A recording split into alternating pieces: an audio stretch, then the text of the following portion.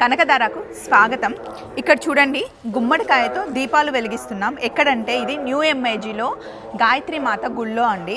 నేను యశు షూట్కి రెడీ అయ్యి బయలుదేరాం. సగం దారిలో ఉన్నప్పుడు మా లక్ష్మక్క కాల్ చేసింది, గుడికెళ్ళు, ఇప్పుడు మనకి అమావాస్య ముందు వచ్చే అష్టమిని కాలభైరవ అష్టమి అంటారనమాట. కాలభైరవ అష్టమి రోజు ఇలా కూష్మాండ దీపం వెలిగిస్తే చాలా మంచిది. గుళ్ళో అన్నీ ఆల్రెడీ వాళ్ళు రెడీ చేసి పెడతారు, సెట్ మనం తీసుకొని దీపాలు వెలిగించడమే అన్నారు. అయితే నిజంగానే వచ్చేసరికి ఇక్కడ అన్నీ రెడీగా ఉన్నాయండి. నేను కూడా ఫస్ట్ టైం వెలిగిస్తున్నాను. ఇక్కడ చూడండి, ఈ సెట్ మనకి 230 రూపాయలకి ఇస్తున్నారు.